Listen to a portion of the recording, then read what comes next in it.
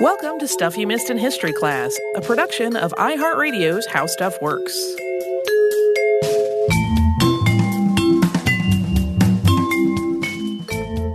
Hello and welcome to the podcast. I'm Tracy V. Wilson. And I'm Holly Fry.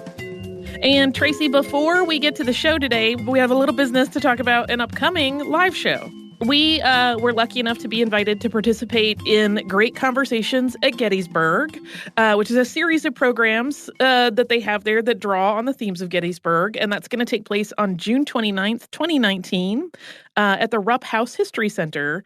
And it's free. You can just go see us chat. There is cool programming going on all day long that day. We are going to have our live podcast, which is called Fearless, Feisty, and Unflagging, the Women of Gettysburg, at 4 p.m. But if you're up for a day of interesting history, there is a lot of other stuff to check out that day. So come and see us.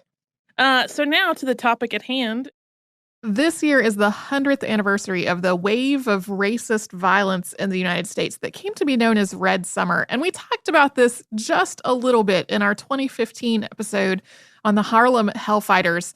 But that was a long time ago, and it was just like a little bit in part 3 of the episode, not really enough to do it justice. And honestly, it was a whole summer. You could do an entire podcast just on this.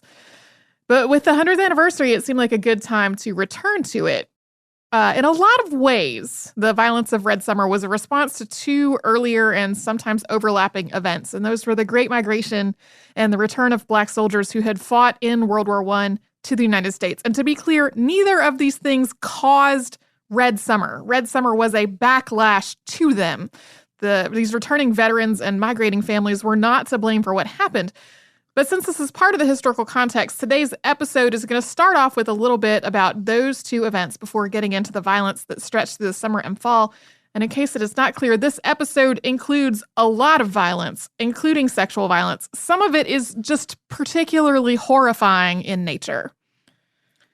The Great Migration was a mass relocation of Black Americans out of the South and into the cities in the North and Midwest. It peaked in the mid to late 19-teens, but the same pattern of migration continued for decades afterward. There was also migration within the South, from rural areas into southern cities. Most of the people who were moving had been sharecroppers, doing essentially the same work as their enslaved ancestors had done, sometimes even on the same land and for the same landowners. Sharecroppers rented the land that they lived and worked on, and then they paid their rent by giving a share of their crop to the landowner. But it was almost impossible to make a decent living as a sharecropper. Many sharecroppers were in debt to their landlords, owing money for things like the tools and supplies that they needed to do their jobs. Unscrupulous landlords could make this situation much worse. But even if a person's landlord was honest and fair, a sharecropper often earned a subsistence-level living at best. Sharecroppers faced the same threats to their livelihoods as any other farmer did, including pests and bad weather and fluctuating prices. The boll weevil, which had been introduced to the United States in the late 1800s, spread farther and farther into cotton territory in the 19-teens, destroying the crop as it went. And then in 1915, widespread flooding affected many of the same areas that had just been ravaged by weevils. As the Southern economy shifted after the Civil War, white farmers had also been caught up in this same system of sharecropping. It was exploitive regardless of who was doing the farming, but the system was stacked most heavily against Black sharecroppers, who faced the additional hardships of systemic discrimination and racism, including segregation, political oppression, and racist violence. In the 19-teens, Black Southerners started hearing about new opportunities and a potentially better life in the North and the Midwest. This included jobs with better wages and better educational opportunities for their children. People heard about these opportunities through word of mouth from friends or family who had already moved. Word also came through advertisements placed by businesses and organizations that were hoping to attract new workers to their area. After the United States entered World War I, some of these jobs were specifically connected to the war effort. Between 1914 and 1920, roughly 500,000 Black Americans left the South and moved to urban areas elsewhere. In 1920, Emmett J. Scott described it this way, quote, "They were in the frame of mind for leaving. They left as though they were fleeing some curse. They were willing to make almost any sacrifice to obtain a railroad ticket, and they left with the intention of staying. This led to labor shortages in the South, and sometimes entire communities were abandoned. It also dramatically shifted the racial demographics of cities like Detroit, Chicago, New York, and Philadelphia. We'll be returning to that shift in just a bit. The United States became involved in World War I as the Great Migration was happening, and the war directly affected the nation's black citizens as well. After the United States declared war on Germany in 1917, people were eager to enlist in the military. This included at least 20,000 black men who volunteered in April and early May. This actually presented a problem for the military, though. The Marines didn't accept black recruits at all. The Navy and the Coast Guard technically did, but only in menial roles. So overwhelmingly, black men were serving in the Army, which at least in theory accepted black men in most areas of the service.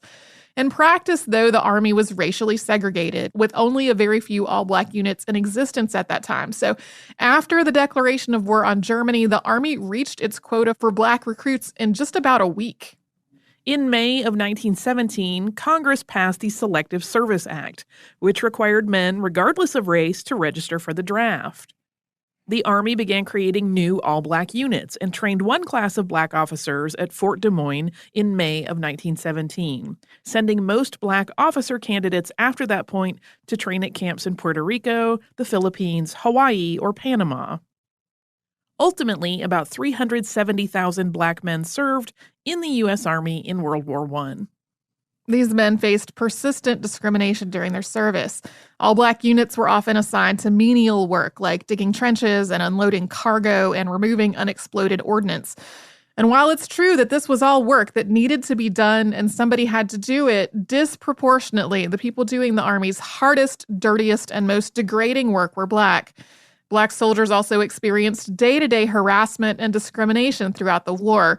There's more about all this in that past episode about the Harlem Hellfighters.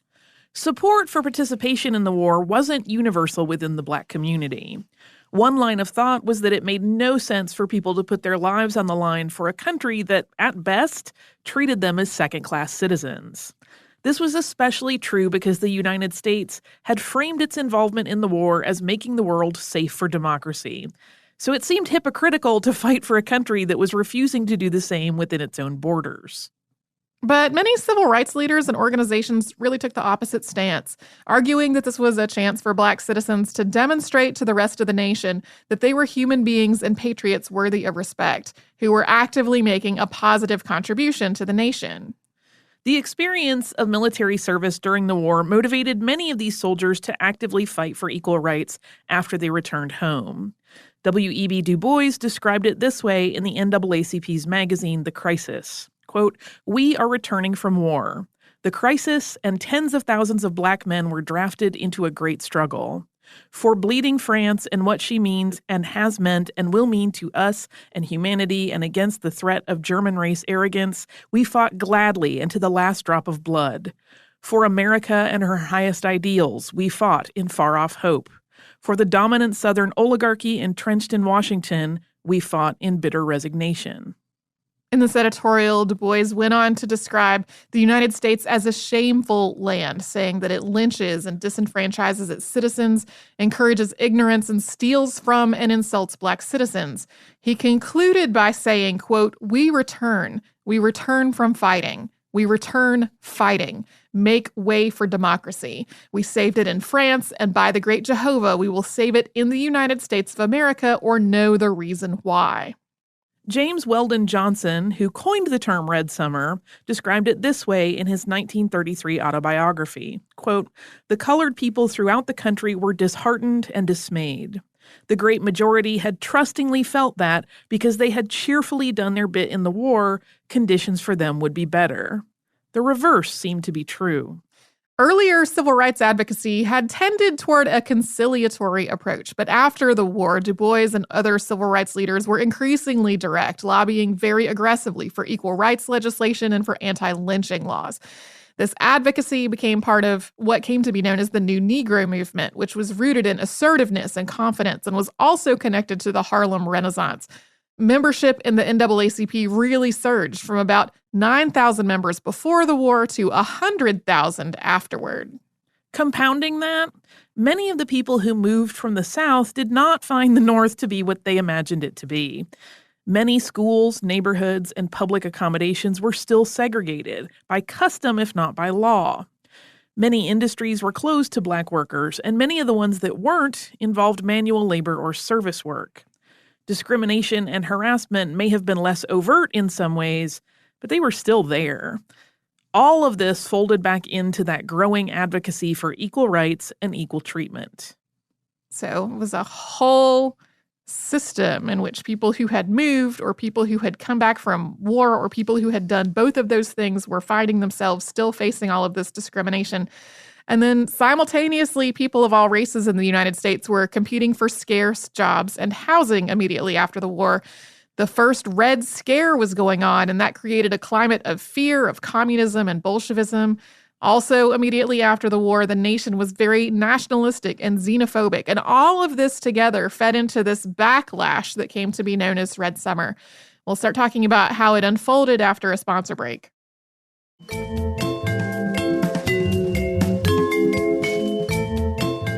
The two main hallmarks of Red Summer were lynching and mass violence against whole communities of Black residents, which were often described as race riots. These weren't unique to 1919. The same types of violence happened before and after Red Summer, but during that summer and fall of 1919, both were really at a peak. And although the Great Migration that we just talked about was from the South into urban parts of the North and Midwest, these incidents happened all over the country. However, details are hard to track down for some of these incidents today. At the time, they were often reported in both Black and white newspapers, although with completely different interpretations of the events.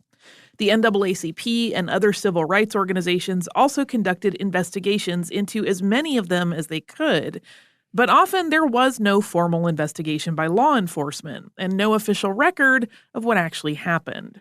Especially when it came to mob violence, some communities conducted investigations later on or convened truth and reconciliation commissions to document what happened and make recommendations for restitution.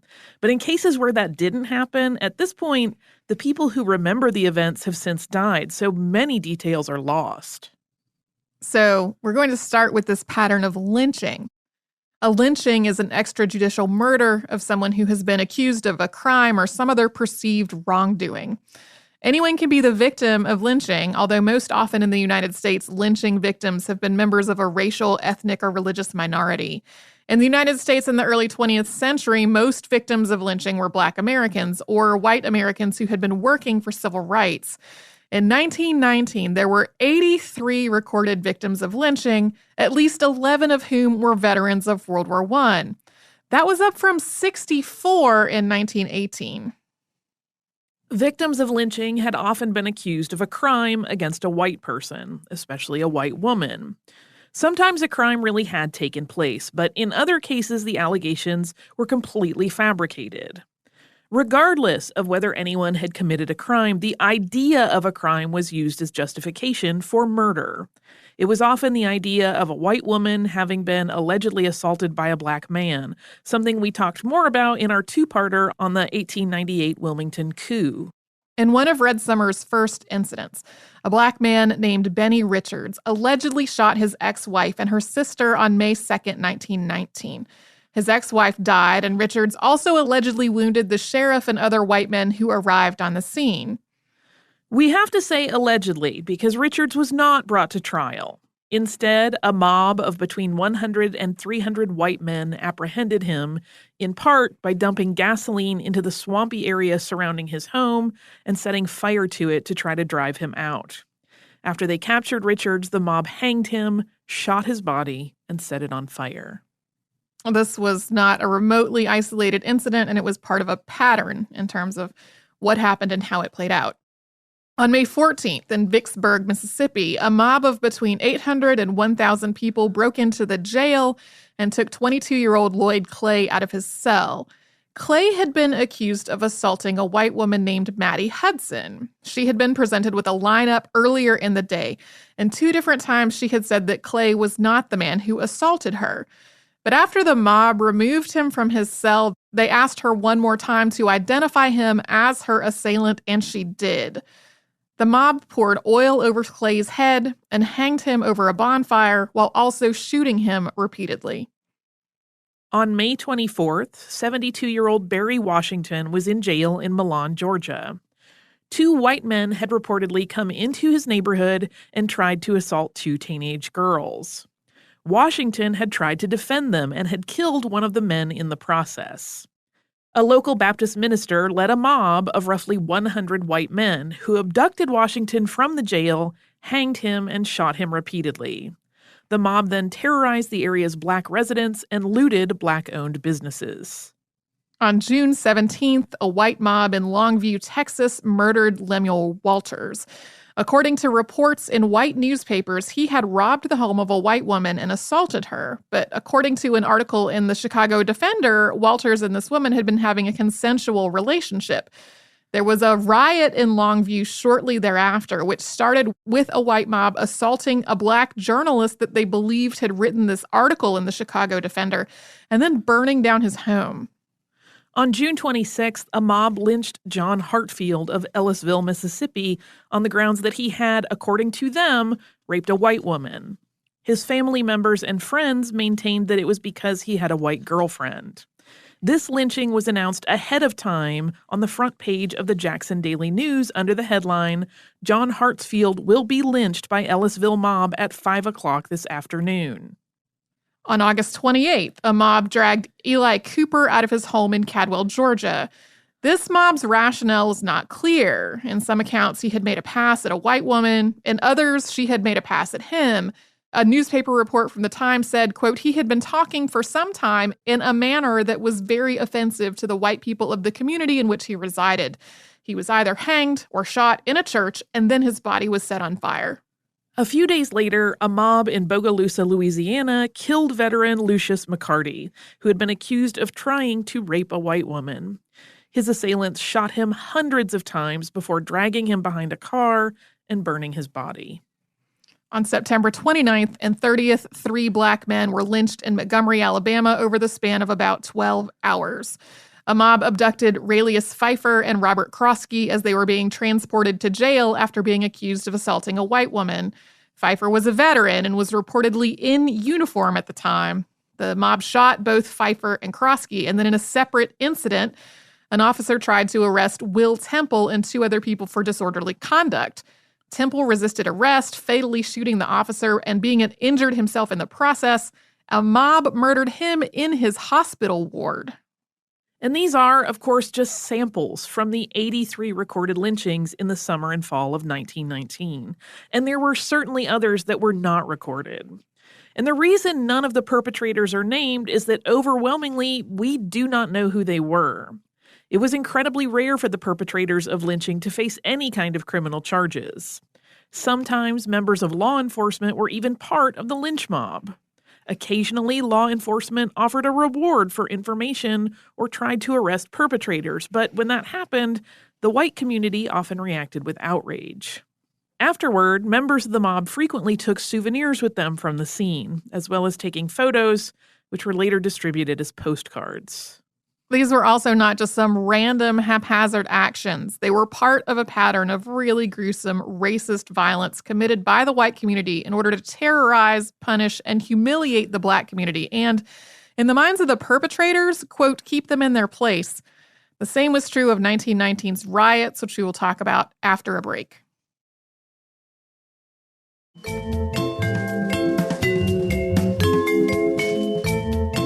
The other major hallmark of Red Summer was mass violence perpetrated by white mobs against black people and the neighborhoods where they lived and worked.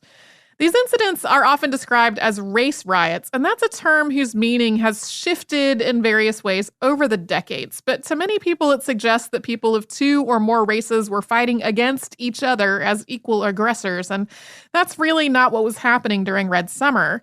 Often, Black communities did try to defend themselves or fight back, and occasionally Black residents went on the attack themselves. But overwhelmingly, even when this happened, the primary instigators were the white mob. As was the case with lynchings, these riots often followed some kind of crime or wrongdoing allegedly committed by a Black person, usually a Black man.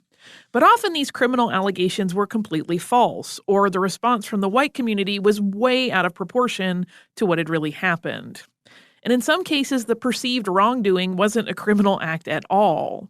In Port Arthur, Texas, a riot followed objections to a Black man smoking in a streetcar in front of a white woman. In multiple instances, the purported transgression was Black veterans appearing in public in their uniforms. In one of the incidents that we're going to talk about in a moment, it was a response to sharecroppers trying to organize for fairer treatment. There were at least 26 documented examples of these riots between April and November 1919.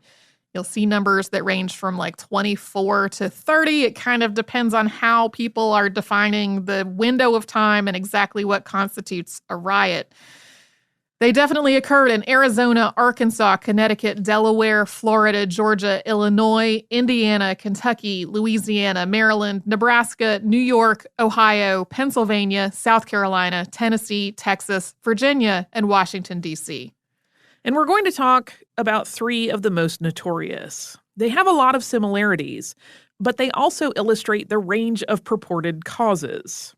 Riots in Washington, D.C. followed rumors of an attack on a white woman and were largely carried out by soldiers and veterans. In Chicago, Illinois, riots followed a breach of the city's unofficial rules about segregation. And in Elaine, Arkansas, they followed Black sharecroppers' attempts to organize. We will go chronologically, starting with the Washington, D.C. riot, which started on July 19th, 1919.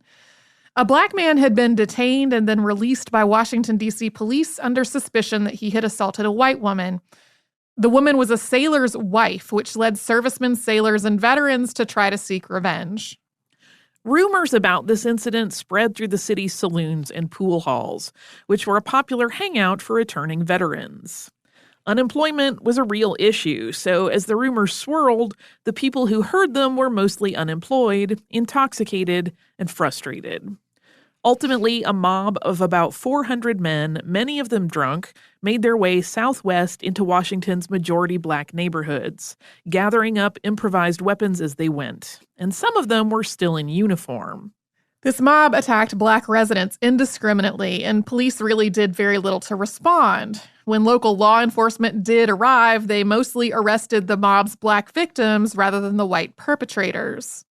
This first day of street fighting bled into more than 4 days of rioting, with mobs of soldiers and sailors attacking people on the street, and Black residents fighting back. More than 150 people were physically attacked, and at least 9 people died during the initial wave of fighting. But the situation quickly got worse. More than 500 firearms were sold in the city on July 21st as Black residents took up arms to defend themselves because the police were not, or in some cases to seek restitution for the earlier violence. At least 15 people were killed or mortally wounded just on the night of the 21st, 10 white and 5 Black. President Woodrow Wilson finally deployed about 2,000 troops to try to restore order. By that point, though, the city had become so violent that people really thought that might not be enough. But the troops got help from a heavy rainstorm that drove many of the people who had been fighting back indoors. The riot ended on May 24th, by which point close to 40 people had been killed and hundreds injured. The riot ended on July 24th, by which point close to 40 people had been killed and hundreds injured. And then the Chicago riot started just days later on July 27th, 1919, after an altercation at a swimming area. And the swimming area was not officially segregated, but local white residents thought of it as for their use only. First, there was an altercation on shore between Black residents who wanted to use the swimming area and white residents who demanded that they leave. As this was happening, a group of boys was swimming from a raft and accidentally crossed into the whites-only part of the lake. Someone threw a rock at them and hit 17-year-old Eugene Williams in the head. He lost consciousness and drowned. The coroner's jury has a slightly different account, that he was not struck, but that because of the stones being thrown, he was forced to stay underwater until he was just too exhausted to keep swimming. When police arrived on the scene, white officers refused to arrest the man that black witnesses identified as the stone thrower. Increasingly angry crowds gathered at the lake, and then rumors started to spread through the city about exactly what had happened. And as rumors tend to do, they spiraled as they went. Eventually, a black man named James Crawford fired into a group of policemen and injured one of them. They returned fire and killed Crawford. This led to widespread violence throughout the city that lasted until August 3rd. 38 people were killed, 15 white and 23 black. 537 were injured. Of those, 195 were white and 342 were black. White mobs also burned down about 1,000 homes in Chicago's black neighborhoods. The Chicago police force was not at all effective at stopping this violence, in part because it was understaffed, and in part because white officers were biased toward the white rioters. Eventually, 6,000 troops from the state militia were deployed to try to restore order, and then, as had happened in Washington, they were helped by a sudden heavy rain. This wasn't quite as one-sided as many of Red Summer's riots. Many of the white residents who were injured or killed were in predominantly black neighborhoods when it happened. Some were injured or killed when black residents defended themselves. But others were white merchants or other business people who worked in black neighborhoods and were attacked as people sought restitution for earlier violence. As it happened in the later days of the Washington, D.C. riot, an eye for an eye mentality developed on both sides. The third riot we're discussing took place in Elaine, Arkansas, and it was more of a massacre than a riot. It started after black sharecroppers started trying to organize for better pay. On September 30th, about 100 of them met with representatives of the Progressive Farmers and Household Union of America. They met in a church in Hoopsburg, which was kept under armed guard during the meeting in the hope of preventing the kind of violence that had been so common over the previous months. In this part of Arkansas, black residents outnumbered white about 10-1, and the white community found this inherently threatening. This kind of organizing effort was even more so, especially with the presence of armed guards. At about 11 p.m., some people fired into the church from outside, kind of in the shadows where the guards couldn't see them. The guards returned fire, and in the process, a white man named W.A. Adkins was killed. At some point during all this, Phillips County Deputy Sheriff Charles Pratt was also wounded. In the minds of Elaine's white residents, this transformed the meeting from an implicit threat to an armed insurrection actively being planned. And it wasn't just rumor. The white press reported this supposed insurrection as a fact. Hundreds of white residents from around Phillips County traveled to Elaine to deal with the supposed threat, and local authorities asked the governor to deploy the National Guard. A mob burned down the church where the meeting had happened, and together these vigilantes and the National Guard troops took hundreds of black residents of Elaine into custody and held them in temporary stockades. This mob, over the next couple of days, killed at least 200 people. The official toll may have been much higher, but there wasn't a formal tally. Walter White, Assistant Secretary of the NAACP, and past podcast subject Ida B. Wells Barnett, each investigated what had happened in Elaine. Both found that the, quote, armed insurrection being hyped in the white press just simply did not exist. And if Elaine's black community had been planning an armed insurrection, it seemed as though the death toll logically would have been much different. None of the white participants in this were ever tried for their roles in this massacre. Instead, 12 black men were put on trial in the deaths of the 5 white people who were killed. During the trials, a white mob surrounded the courthouse and threatened to lynch the men if they were not given the death penalty. An all-white jury found them all guilty, and the judge handed down sentences of death for all of them. These 12 were not the only people who were set to stand trial. Another 65 accepted plea bargains after that first wave of convictions and sentencing. The NAACP backed a series of appeals that finally made their way to the U.S. Supreme Court as Moore versus Dempsey in 1923.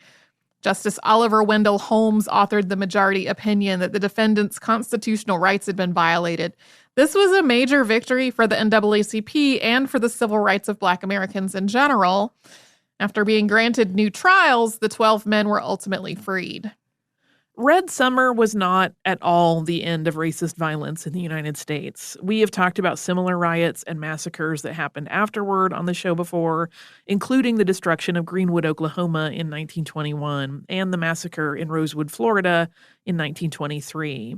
But they didn't happen with the same frequency as they had during the Red Summer. We talked at the start of the show about all the factors that had primed the United States for all this violence. So that leads to the question of why did Red Summer end? The economy did start to improve, and especially when it came to mob violence, the onset of colder winter weather probably tempered things a little bit. But a lot of those other factors were still present or even growing. The Great Migration was still going on, and by the end of it, millions of people would have moved to cities. This general atmosphere of nationalism and xenophobia was still very present. A big part of it is that by the fall of 1919, the white majority had increasingly started to see these incidents as part of an unacceptable pattern. There had been elected officials and other civic leaders who had denounced the events from the very beginning, but these calls became louder and more frequent. Law enforcement officials started taking more steps to make sure that mobs couldn't just abduct people from the jail to lynch them. The white press also started toning down some of its rhetoric in terms of criminal allegations against Black residents. And then across the board, newspapers started taking a less sensationalistic and incendiary approach to discussing race-related violence. Civil rights organizations also started working toward building more positive relations between Black and white communities. For example, after the Chicago riot, the city established the Chicago Commission on Race Relations, which investigated the riot and made recommendations to prevent something similar from happening again. It published its report, The Negro in Chicago, A Study of Race Relations and a Race Riot, in 1922, which included not just a thorough investigation of the riot, but also of relationships between white and Black communities in Chicago. Although not every riot led to this sort of investigation, there were other commissions and organizations that did the same types of work elsewhere in the United States. In other words, the violence didn't just play itself out. People actively worked to stop it.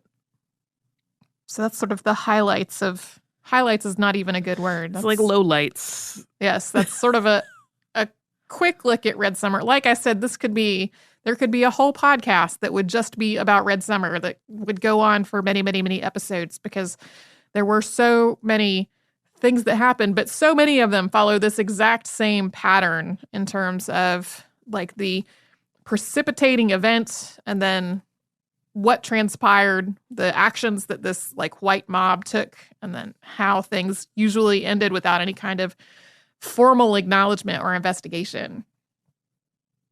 Do you have a little bit of listener mail? Yeah, I do. And it's a little happier than what we've talked about today. This is from Kathleen. Kathleen says, "Hi, you two. I'm a huge fan of the podcast. Y'all have been such a source of joy, and I've learned so much over the years.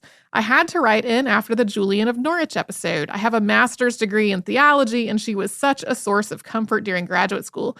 It was kind of funny listening to the episode because I could look around my living room and see quite a bit of Dame Julian's swag. I have a statue, a framed quote of All Shall Be Well, and an icon. I've attached a photo of the icon. Y'all covered so much great stuff about her. I was rooting Mother Christ, and then you went there. I don't know about the historic veracity of it. I'm guessing it's just a legend, but there's some speculation that Julian's companion was a kitty. And so in the weird circles I move in, she has become the unofficial patron saint of cats. When my beloved cat died suddenly, the first thing I did was head to the bookstore at the Cathedral of St. Philip in Atlanta and purchase a statue of Julian cradling a cat in her arms. I have to say there are times when hanging out with a cat and only dealing with people through a window sounds like a life I can get on board with. When I saw the icon, I had to get it. It's Julian hanging out with a kitty who bears a striking resemblance to my cat, Francis, who's named after St. Francis, despite being the least saintly feline ever. I thought you might appreciate the kitty connection to my favorite mystic. Thank you so much for all your hard work on the podcast, Kathleen." Thank you so much, Kathleen. I had meant to get into cats a little bit in the podcast, and then forgot it / also had a lot of other stuff I wanted to make sure to get in there. There are a lot of like stained glass windows that have Julian with a cat or depictions of Julian with a cat. She's associated with cats a lot. And that's one of those things that seems to be an association that developed later. Like there's nothing in her writing or other people's accounts of her that mentions a cat. And that doesn't mean that she didn't have a cat. It's just one of the many things about her that's been sort of like associated with her, even though we know very, very little about her personal life and how she lived. So thank you again, Kathleen. I also can totally see the appeal of just hanging out with a cat and not having people around. If you would like to write to us about this or any other podcast, we're at historypodcast@howstuffworks.com. And then we're also all over social media at Missed in History. That's where you'll find our Facebook, Pinterest, Instagram, and Twitter. You can come to our website, which is missedinhistory.com, and you will find show notes for all the episodes that Holly and I have ever worked on together, a searchable archive of every episode we have ever done. And you can also subscribe to our show on Apple Podcasts, the iHeartRadio app, and wherever else you get a podcast.